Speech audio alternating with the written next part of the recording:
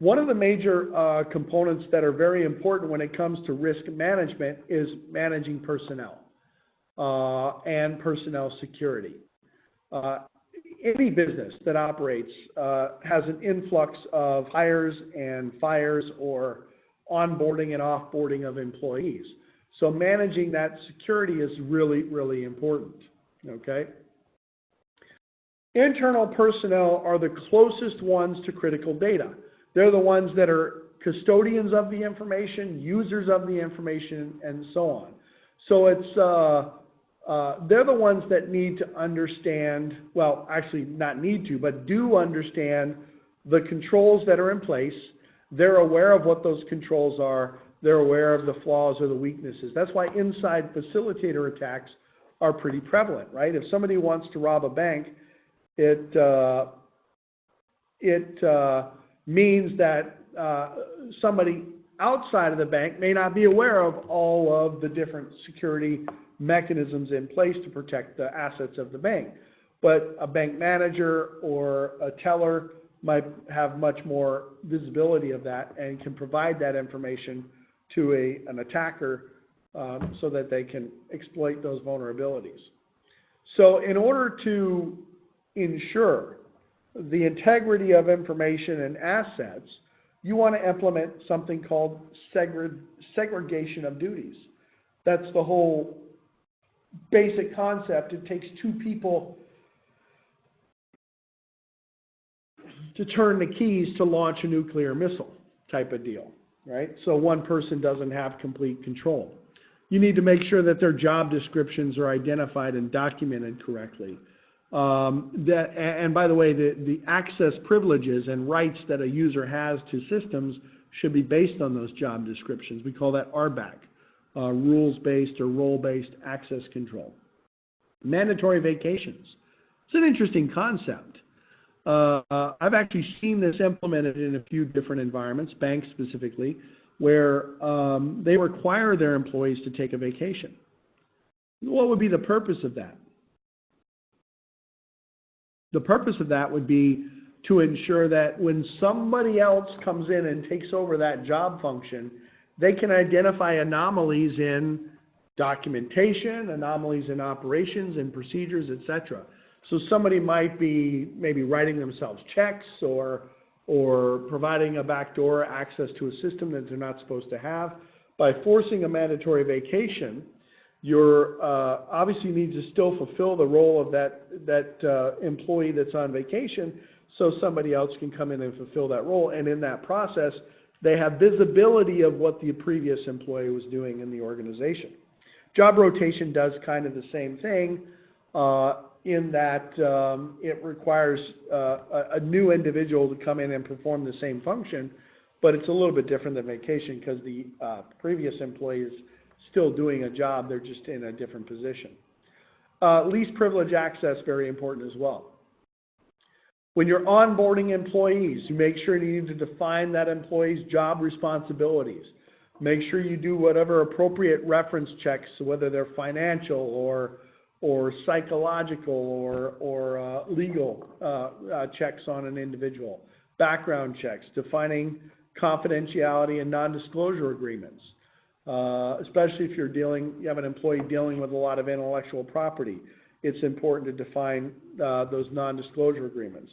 You have to have specifically defined termination policies as well, right? Not only because you want to protect yourself against wrongful termination lawsuits, but you also want to protect the data that the employee is responsible for. So whatever access that employee had to that information, that access needs to be revoked in some way, and we need to be able to ensure that we're preventing that employee from being able to access that information at another time.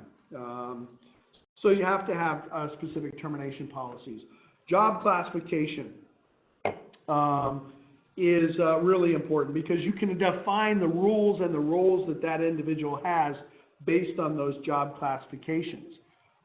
Trying to mitigate and limit the amount of harm that an individual can cause through the misuse of systems, disclosure of information. If I just have an open door policy for specific types of information in my organization, then it's a lot more difficult to ensure the integrity of that information and to make sure that it's not actually being disclosed. Let's see, what else? Data processing disruption, modification, etc. Role-based access is required, and jobs with access to sensitive data may require strict policies and clearances. All of this is related to every bullet point that we previously talked about on this slide, right? Role-based access means need to know least privilege, job rotation, implementing segregation of duties, etc., and so on. So very, very important. Different types of checks that you can perform, investigations. You can do reference checks, look at somebody's past work history, their competencies, how did they work with teams, what their leadership skills, and so on. Reference checks basically are character checks of an individual. Individuals may claim to have a lot of knowledge or understanding of certain things to get a job. That doesn't mean they're necessarily qualified. So you can't just assume that that individual is ethical and being truthful about their work history or whatever. Background investigations are important as well. You know, make sure that salaries, duties, certifications, degrees, educations, credit history, all of that stuff is accurate. We had a customer, a company that owned a golf course, and the CFO for that golf course was hired and handling millions of dollars in transactions based on his degree, which was supposed to be in business administration and finance. And it turned out eventually the guy was arrested for skimming money off the top and embezzling money from the organization. But it turned out that he was operating under a false name, number one, and secondarily, he had no degree at all in any of those areas that he was supposed to be responsible for. That's part of that whole concept of due diligence that we talked about previously. It's the responsibility of the organization to ensure that the appropriate steps are taken to ensure the individuals that you're hiring. Okay? So background checks can help mitigate risk, making sure that you have qualified hires, you know, reduce your turnover because the individuals are far more qualified than say, somebody not actually qualified, and so on. Okay? Different types of background checks would apply to different types of verticals, right? In the healthcare industry, you want to make sure that you want to hire individuals that don't necessarily have any serious medical problems or things that can be transmitted to patients or whatever it might be. The financial industry, you want to make sure you're hiring an individual that hasn't been convicted of financial crimes or fraud. A lot of times, and you guys are very aware of this, when you get your clearance, you know, they're going to check your financial background, they're going to check your personal background, if you have any big-time secrets, you know, anything that can be utilized against you to persuade you to divulge information through the use of coercion or whatever. And so there's reasons for checking all these things. Okay? Credit checks, criminal history, driving history, drug and substance testing, prior employment. I'm not going to read all these bullet points. I think they all make sense. These are all considerations when you're performing your investigation or check on personnel that you're bringing into your organization. Once the individual is brought into the organization, it's important that they understand what their responsibilities and roles are within that organization. So you have to have employee agreements and policies in place. And I'm not just talking about things like, here's your vacation policy and here's your sick leave policy. We're talking about policies of enforcement, particularly pertaining to the environment of security, right? This is how you're supposed to handle data. When you're accessing this system, this is how you're supposed to access the system. You are responsible for this data, and you need to make sure it remains secure. So that's one aspect. A very common example of that would be an AUP, an acceptable use policy utilizing network resources within an organization. Non-disclosure agreements can be used as well to protect company intellectual property, a code of conduct, identifying conflict of interest. Gifting policies, very, very important. When I worked at JPL, we often had contractors coming in trying to get contracts in business. We couldn't even accept a pen from them. Something that you would seem relatively benign could be construed as generating conflict of interest or, you know, quid pro quo, where I'm getting a pen, so I'm not supposed to give you $1 million contract. But a lot of organizations, rather than defining the thresholds for the gifting policy, they just simply say, yeah, you can't do it, right? You're not allowed to do it. Performance and compliance reviews, of course, need to be conducted against your employees. A variety of policies and agreements and processes are considered based on best practice. And again, not everything applies to everybody. So policies and procedures and guidelines that you might have in place for one business might not necessarily be a good fit for another type of business. So it's very important that you define what that is for all lines of business. Okay? The goal is to allow the employees functionality while minimizing their susceptibility to either accidental or unintentional misuse or coerced misuse or just blatant misuse. So that's the general goal of personnel security. So one of the things that we can do is job rotation. That reduces the risk of collusion when working with sensitive information or systems, and also provides backup coverage. So that applies to your disaster recovery planning and your business continuity planning. Job rotation is really important. I was one of the shows that I saw, American Greed, was a controller for a small city. Controller is basically the person that handles financial transactions for the city government, etc. She was basically the sole person responsible for writing checks to vendors and accepting checks from vendors for services rendered and so on.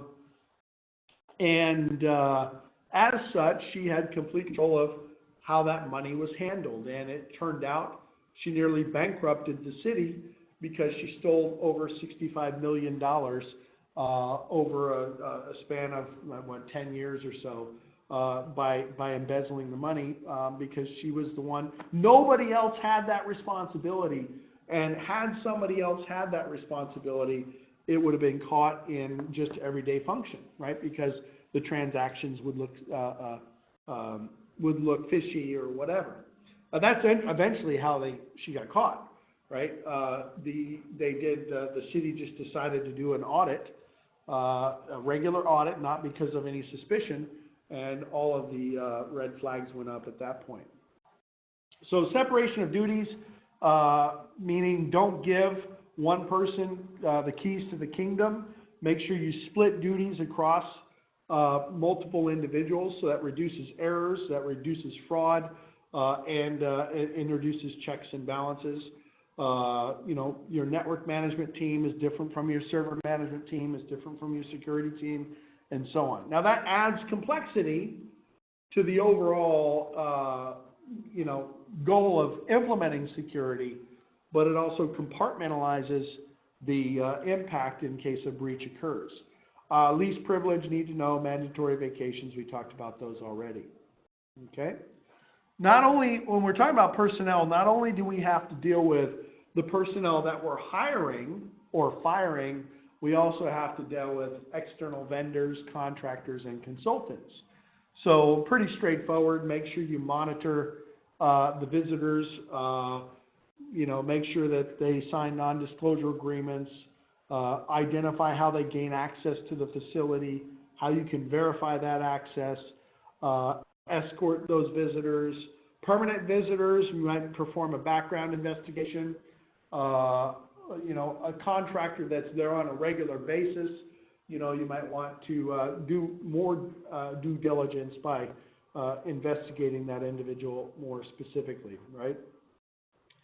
In any event, anyone with access to sensitive information has to be screened, and they have to sign contracts that specify their requirements and obligations as well. Believe it or not, that contract part is probably not followed that much. Yes, visitors come in, they get badged in, they have to provide identification and so on, and then in turn they get escorted through the facility or whatever. But I don't know, I haven't seen it too often when I've gone into customer sites where I've actually had to sign a document that states that I'm not going to do certain things. Now that might be part of the scope of work that you define for the client, an MOU, a memorandum of understanding, that you would sign or execute with that individual organization or whatever. So there's these documents or contracts that you can sign that have long-term impacts on that relationship, but I very rarely see that on a temporary basis.